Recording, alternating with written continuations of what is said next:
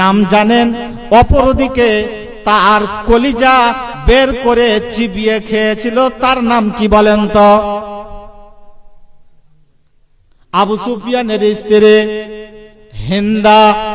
সেই কলিজা বের করে, ওই কলিজা বের করে একজন মহিলা, ওই হিন্দা আবু সুফিয়ানের স্ত্রী কলিজা বের করে, হযরতে হানজালার কলিজা বের করে সে নিজে মুখে চিবিয়েছিল।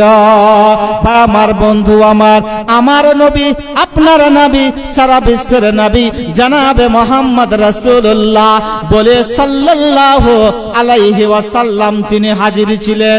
যদি বলতেন, যদি শোক পালন করা যেত, যদি শোক পালন করার আদেশ থাকতো, আমার নবী সমস্ত সাহাবীকে বলে দিতেন এই দিনে আমার চাচার কলিজা বের করে চিবিয়ে খেয়েছে, দুঃখের দিন। তাহলে তিনি বলতেন যে তোমরা এই দিনকে তোমরা শোক পালন হিসেবে তোমরা সেলিব্রেট করো।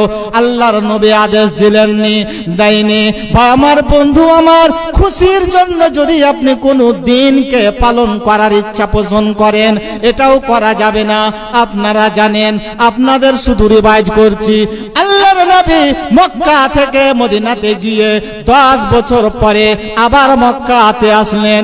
মক্কা বিজয় হলো, তখনকার গণনা অনুযায়ী 10,000 সাহাবা পৌঁছে গিয়েছিল, 10,000 সাহাবা হয়েছিল। মক্কা বিজয় হলো, খুশির দিন। আল্লাহ পাক রব্বুল আলামিন কোরআন মাজিদের মধ্যে বললেন, ইদা জাআ নাসরুল্লাহি ওয়াল ফাতহু ওয়া রাআইতান নাসা ইয়াদখুলুনা ফি দীনিল্লাহি আফওয়াজা। দলে দলে তুমি দেখতে পাবে, তোমার দলে দলে আল্লাহর দ্বীনের মধ্যে তারা আসবে। আমার বন্ধু আমার, খুশির একটা সংবাদ, মক্কা বিজয়ের একটা খুশির সংবাদ। আমার নবী হাজির ছিলেন, সাহাবীরা ছিলেন।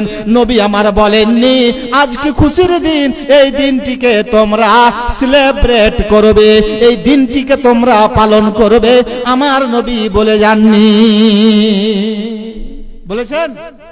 কোন জায়গাতে বলেছেন? বলেননি। ভাই আমার, বুঝা গেল যে কোন দিন পালন করা যাবে না। দিন সমস্ত আল্লাহ পাক রব্বুল আলামিনের জন্য। ভাই আমার, বন্ধু আমার, আল্লাহ এই দিন আর রাত এর মাধ্যমে আমাদের নিদর্শন রয়েছে। আল্লাহ পাক রব্বুল আলামিন একজন আছেন। এখান থেকে বোঝা যাচ্ছে যে 12 ঘন্টা দিন হচ্ছে, আবার 12 ঘন্টা রাত হচ্ছে। আবার যদি দিন হতো, শুধু দিন হয়ে থেকে যেত, তাহলে আমরা যারা পরিশ্রমী মানুষ, ভ্যান চালক মানুষ, টোটো চালক মানুষ, মাঠে আমরা যারা কৃষক মজুরির কাজ করি, আমরা যারা কৃষক হিসাবে বেঁচে আছি, সদা সর্বদা যেন আমরা ওই কাজ করতেই থাকতাম, কাজ করতেই থাকতাম।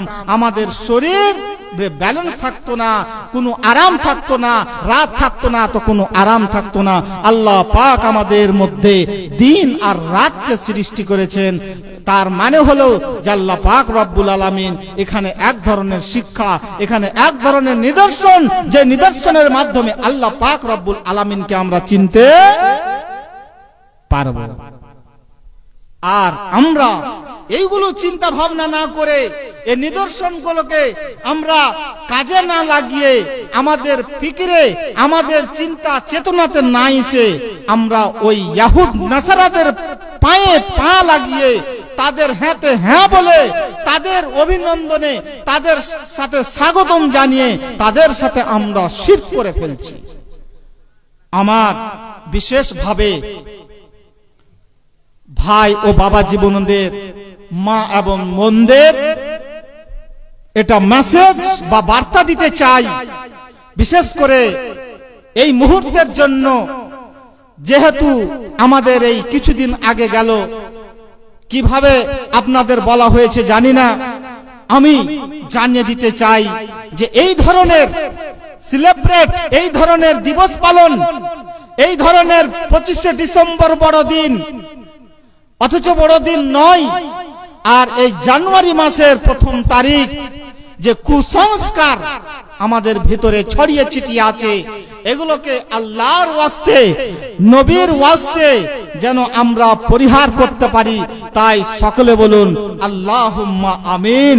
আল্লাহ তুমি আমাদের এই ধরনের কুসংস্কার থেকে বাঁচিয়ে রাখুন, এবং যতদিন আমাদের পৃথিবীতে বাঁচিয়ে রাখবে ততদিন যেন ঈমান আমলের সহিত, এবং ততক্ষণ পর্যন্ত যেন আমাদের মৃত্যু না হয়, যতক্ষণ পর্যন্ত আমরা খাঁটি মুসলমান না হতে পারি।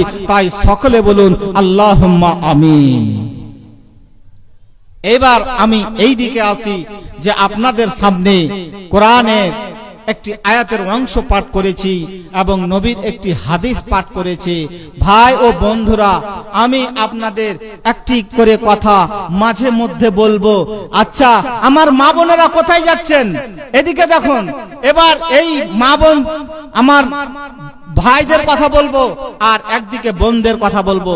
আচ্ছা বলুন, সর্বপ্রথম যেই আত্মীয়তা পৃথিবীতে সৃষ্টি হয়েছে সেই আত্মীয়তাটা কি একটু বলতে পারবেন? মাশাআল্লাহ, আলহামদুলিল্লাহ। এই স্বামী স্ত্রী আদম আর হাওয়া।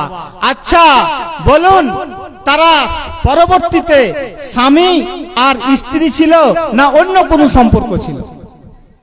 স্বামী স্ত্রী।